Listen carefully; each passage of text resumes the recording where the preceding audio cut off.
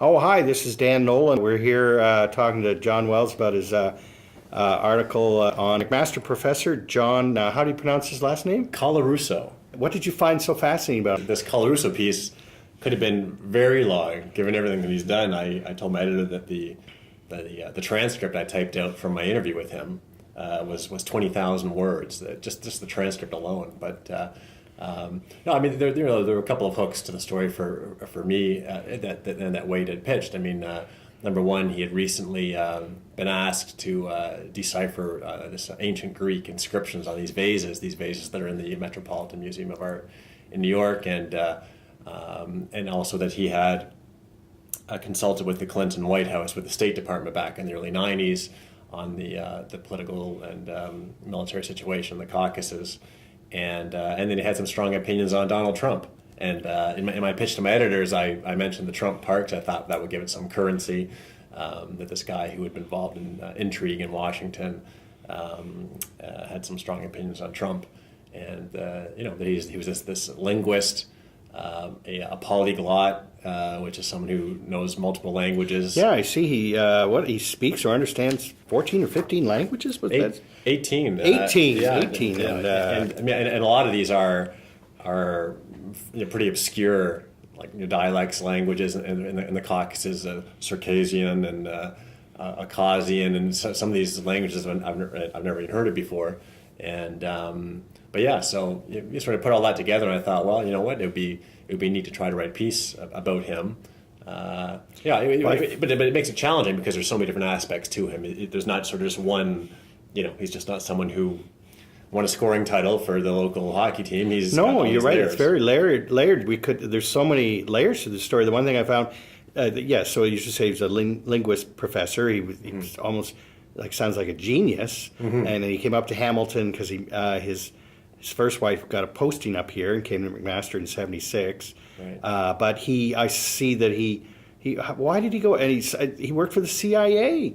Well, why did he go work for the CIA? Well, he applied to work for the CIA. So in the story, I tell the story of how he applied, and he predicted that the Shah of Iran would fall, and so on. Yes, I saw that, and the guy said they rejected him and said, "Come back when you know something." Right. Yeah. So and then his prediction was borne out, of course. That was in '71, folks. But that's right. So he applied for the CIA. He wasn't hired. Ultimately, with his consulting with officials in Washington, with the State Department, so on, he was sort of, indirectly not working for the CIA, but certainly consulting people who were in touch with CIA operatives and that kind of thing. But he wasn't actually a CIA agent himself or anything like that. There were all these asides. If you saw my transcript, just this lengthy. So he told that anecdote about having dinner and drinks with this Russian diplomat, and this guy Oleg Serov.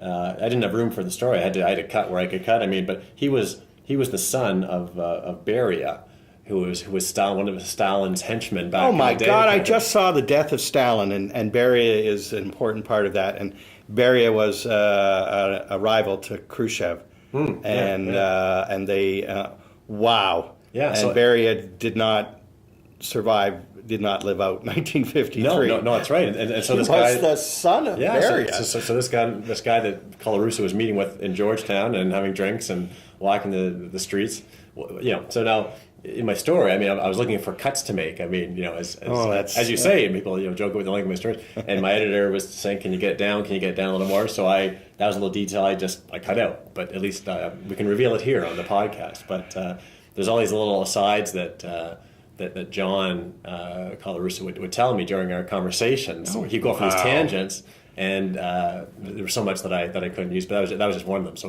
it's fascinating. But has he ever thought about writing a book or anything about his adventures or anything? Yeah, he has, and that's when he had quadruple heart bypass surgery just 2 weeks ago, and so we talked a fair bit about that. And I mentioned the story, sort of mortality and. In the time he's just in his early 70s kind of thing, but he would like to write another. He has written books on language and mythology in the Caucasus and stuff like that. But I think he should write a memoir about these types of stories. I know he would like to, and his friends and family would like him to take the time to do that once he retires. But he packs a schedule pretty full with things, and he doesn't leave himself much time to do that, I don't think. Now, you been talking about him working with the Clinton White House. Did he ever get a chance to meet Bill Clinton? He said he never met Clinton personally. But was Clinton aware of his contributions to That's that good. stuff? That's a good question. I mean, you wonder. There's probably so many layers to when in terms of the State Department, people are consulting and people they're bringing in to do this and that. I wonder about that. It didn't sound to me like he was a huge fan of Clinton personally, but nor was he a fan of Trump. But he never did meet Clinton personally. No. Well, I did read there that he's not a fan of Trump, but if the Trump White House called, he would. We are having troubles with Russia at the moment. Although we're back in another Cold War, and the worst relationship between the West and Russia since the Cold War. Yeah. Would he? Is he a Canadian citizen now, or is he still an American or Canadian?